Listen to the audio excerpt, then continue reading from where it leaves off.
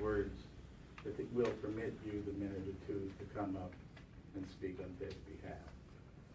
Robbie Wickerton. I'm a mouth. Those of you who don't remember me, you should. I'm retired TSO. Ted was initially a coworker, and then we got to be friends. And then he started being the gentleman friend to another coworker. In case you didn't know it, Sandy Prescott and he, they didn't have a hot affair, but they went out together, and she was my best friend forever. And he became my best friend. And while I was still working here more than once, I'd meet him on his days off. He'd show up in kilt and tam, and then sadly the dog that also starved to death because nobody found him right away. So the dog went with him. He was a curmudgeon with a golden heart who held a grudge against his family but not against his co-workers. We became his family. You can't understand that. What breaks my heart is that he was so alone in the end. And I say this because when somebody lives a good life, that means you should have a good exit. And he didn't have the type of exit he deserved. You guys don't know it, but your family, you know, Lynn's my sister. Jasmine's my daughter from another mother, father. I've been to her wedding. I danced at her wedding. I didn't dance at your wedding, but you know, I'm now a minister, I can marry y'all. I cry not from sadness of his death. I cry because there's no more new memories for me to make. When Sandy was sick, Ted was my support through her stuff that she went through. And this last couple of months, and TSOs, and TSA, and leaves, and others, man, stop it. You just gotta stop it. I didn't say it out loud. I mouthed it, okay? I spent a lot of years here that I love people that I don't see often enough. A few of you, thank you for being on Facebook. A few of you text me. When you love somebody, even a little bit, and the one thing that TSA gave me, although I hated the policies and I got written up left and right and was in front of some of you at your desks a little too often. Thank God I was able to retire before I got fired. I know this much. There's a lot of caring, good human beings here. And there's a lot of ineptness and eptness depending on how you choose to view it. It also depended on the supervisor of the day, too. This is good to this one, this is bad for the other. Ted never bitched. Ted never complained. Well, he didn't bitch about it. He said his stuff, but he wasn't mean-hearted about it. He wasn't mean-souled about it. And if you needed a smile or you needed a hug, he was there. And when it came to having patience with the public, okay, not so much. But he was Ted. You know, you can, here it says, you know, if you were to call him John, okay, Doc. I didn't know him, but for what, 8, 10 years, whatever length of time it was. I got to see him a few times since I left here in 2012. Seems like yesterday. Friday the 13th. It's coming up again. If you want the best ending in one's life, and that's our goal, because that little dash means you had a life. From this date to this date, that little dash is life. The acronym that I've always used for that is let in fun events. And Ted did. He went to movies. He enhanced people's lives at work, and the too few that he allowed in his private life. It just, like I said, it breaks my heart that he was alone, and that he was alone for too long. I'm of a different spirituality. I know that his body is gone, but he's with me forever. And I know that he and Sandy are going to movies in heaven or hell, wherever they are, because they were good friends too. And I'm gonna say this too, I went to a funeral once for a TSO, and it was me and Joe Morrison. Thank you all on his behalf for showing up and supporting this wonderful man. Thank you. Is there anyone else?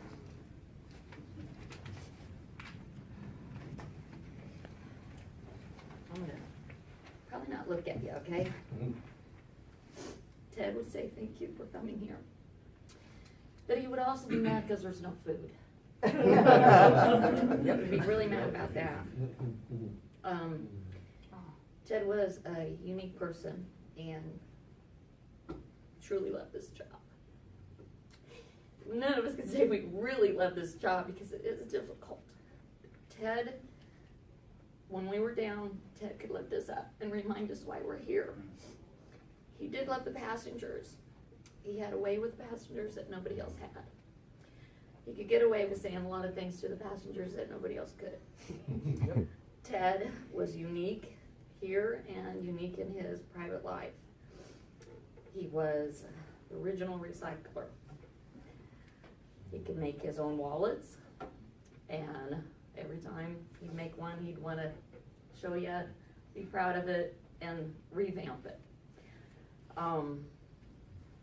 Before Ted came here, he was a gardener, knew about every single plant that there was. Was always helping with landscaping, even afterwards, with advice on how to do things. We shared a lot together in our time. We fought like family, and we loved like family. Ted, if he was your friend, he was your friend for life. There's a few people that he let in his life, and a few that he trusted. Ted did die alone, but Ted lived the life that he wanted to live, and I'm thankful for him being able to live the life that he wanted, and I'm thankful for the ones that were close to him. There was a few of us that were talking to Ted close to the end. Ted would not listen, and that's probably the part that's the hardest, because I am angry with Ted. I am angry because he would not listen to us and do what he needed to do. Because if he would have listened, he'd be here today. So I just want to say thank you for being here. Thank you for being his friend. And sorry that I am crying. That's okay.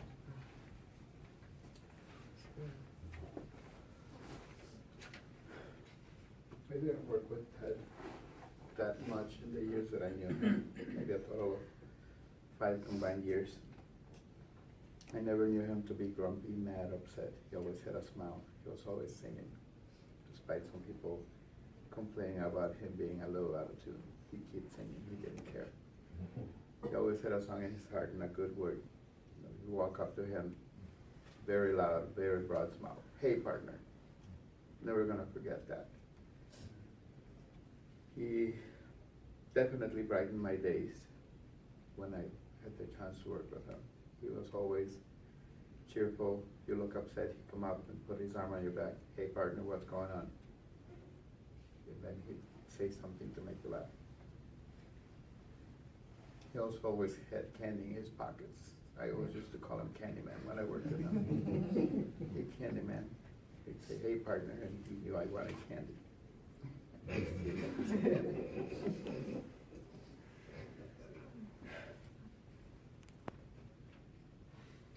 I wish I had been more active in following him. I get so busy with my stuff at work, my stuff at home, my family and things. He was somebody that had I been more, I guess you can say, social here at work, that I would have definitely have liked to been a better friend with, closer to him. Him and I had a lot of things in common, and I just never had his, I guess, his balls to sing out loud, because I like singing, but I'm always singing quietly, because I don't like people to hear me sing out of tune. He didn't care. I wish I'd had that.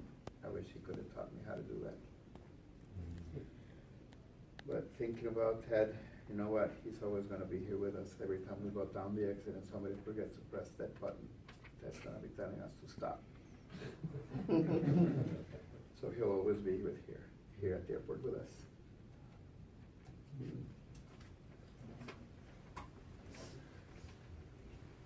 Thank you.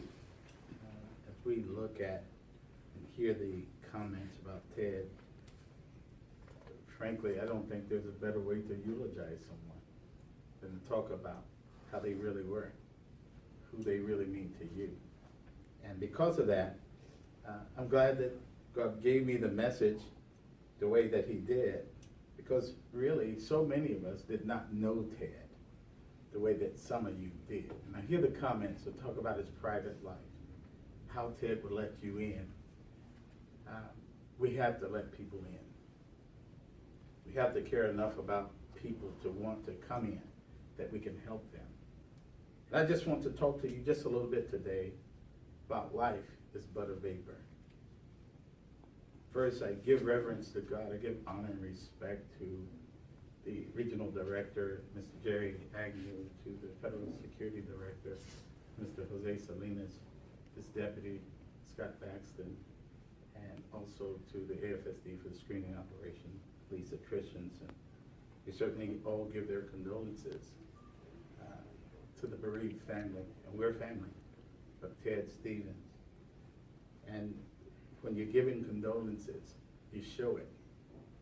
They're here. We appreciate leadership being here to support family. Every one of us need to be supported in a time of bereavement, when we're hurting. This is why we ask so many times that God will mend the brokenness of us, and where we are leaning, that God would help to prop us up. And the way that he does that is through individuals such as yourselves. I want to thank you for being here today to pay the respect to a brother, a friend, and a family member.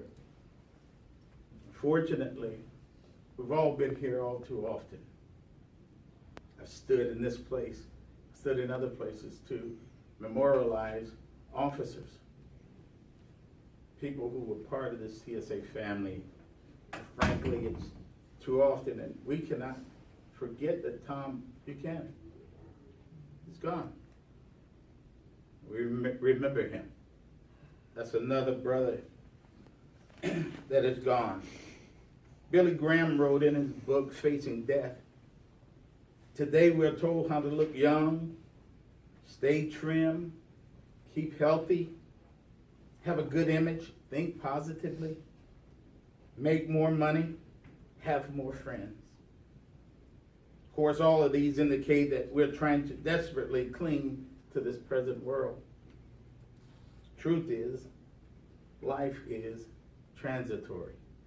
We're not going to always be here. We can cancel appointments for your dental. You can cancel appointments for life insurance and other medical situations. But you cannot cancel the appointment with death. You will make that appointment and you will be on time. What is life? You are a mist that appears for a little while, according to the writer of the book of James. Life is but a vapor. You're here for just a little while. If you want to make the most of life, we need to face the fact that we're going to end this thing. We're going to die. Therefore, live life to the fullest. No one knows where or when we will take our last breath, shake our last hands, say goodbye for the last time. I heard you. His anger, if only he had listened. That was the life he chose. That was the decision that he made. Heard the great words, and some said, well, and one said that, I wish I could have got closer to him. We can get closer to one another here and live life without regrets, because we don't know. So live life with compassion for others. Show kindness and be true. We're going to hold. That must be the Lord calling, because I had asked that be silent. Or it's Ted. Don't ignore him, no. Live life with compassion for others. We We have to live life with compassion for others, understand others. When they're hurting, ask about them. When they're sick, check on them. Bobby, you're right. This is exactly what Ted did. No one would be mean. No time is unfair. No time is mean to be unfair. A famous actor said, life is short. Live it. Hate's weak. Stop it. Hope's real. Keep it. Fear's poison. Face it. Love's eternal. Feel it. Time's wasting. Do it. As you know, several years ago, thousands of Americans lost their lives in the World Trade Center, the towers, and many lost their lives at the Pentagon. New Yorkers headed for work what they thought was a normal day. But the evil plans of suicidal men ended their lives, and just suddenly, life was a reality, that death was a reality, and it's but a vapor. We're here today, and not gone tomorrow, but we're here today and gone today. I'll never forget how I headed off to work, and so many lives have changed just like that. And TSA was informed at that moment, but we quickly stood up TSA, and we became a family from a very crucial event that caused their lives. There's no guarantee about tomorrow, let alone next year or 10 years from now. You may be young and healthy this morning or this afternoon, but you easily could be gone by sunlight. Every one of us need to reflect that we will not be here forever. You may be thinking, well, that's morbid. Let's not talk about death. I remember in my own family, I had a scare with cancer, Robbie, and I began to talk to my wife to make sure that everything is in order, because I don't know which way things are going. I'm thinking positive, but you have to plan. We're not going to be here forever. My wife began to cry. And I said, why are you crying? Because you made me cry. And she wasn't expecting to know that life and death are real. And nobody wants to conclude life. They don't want to lose a loved one. But it may happen. That's why we spend time with one another, and we should share our love and our respect to one another today. Excuse me. Because life is a vapor, we should humble ourselves and live honorably before men. Celebrate life to the fullest. This is what Ted did. I hear you. Live it to the fullest potential. Not much you can find about Ted. You ask different ones, and they say, well, he was kind of grumpy. Some say he was friendly. Life. And I thought about it and said, that describes me. Many of us can be grumpy. Many of us have life. Let me tell you something. Life is but a vapor. It means three things. Life is frail, life is short, and death is certain. Life is frail. As I said, the healthiest young person of a person can be healthy today and gone tomorrow. So many, you can look at life as, for example, I had an experience with a 4-year-old kid. One Sunday afternoon after church, we all met, had dinner, and this young kid was there, and we just celebrating life and his little birthday, and he's just full of life and laughter and brought so much joy. 4 days later, he was gone. Died. No evidence of sickness, no evidence of anything. And it is hard to explain why you're here today and you're gone today. But this is in the plan of God, and none of us can overlay the plans of God or override what he has for us. Life is short. A vapor is short-lived. You see, the mist is at one moment, and suddenly the mist is gone. That's how life can be, just like a mist. It disappears in the air. One might say that Ted lived a long life, but I can assure you that that statement, at least for me, is only relative. because we haven't worked with him long enough. We haven't befriended him long enough. We haven't shared the joys and the memories long enough. Somebody said, I still want to make memories. Life is short. Life is but a vapor. The psalmist laments the brevity of life. He compares life to the grass of the field that sprouts in the morning, and by evening it's faded under the hot sun. Perhaps many will make the allotment of 70 years and say, well, I'm doing fine. I'm headed that way. I'm healthy. I'm good. Thank God for 10. But next year I'll be 57 in September. Then I began to look at it and I said, well, I have 3,855 days to that promise. I want to get there and I want to go beyond it. But life is not promised. So what do we do with life? We live it to the fullest, knowing that it's but a vapor. Death is certain. George Bernard Shaw astutely observed these statistics. He said, death, I'm quite sure of one thing. 1 out of 1 people will die. Every one of us got to leave here. Every one. You notice death it's not probable, but it's absolute. And Ted, it was absolute. Ted gave no indicators except to those that was close to him. He's crossed over and will remain in our hearts and minds, as you said. He and I met, and it wasn't always with the most pleasant circumstances. But we were amicable. He was professional. And later, not oftentimes you see a manager, you see the suit, and it's always a pleasant thing, but I try to make it pleasant. But sometimes we are forced to do a job, and yet Ted, he stood and looked me in the eye, shook my hand, and thanked me. There was no grudges there. When people can walk away from you and tell you thank you, and that you feel that you've done only your job, and a person is man enough or woman enough to not hold that grudge because you realize life is too short. It's but a vapor.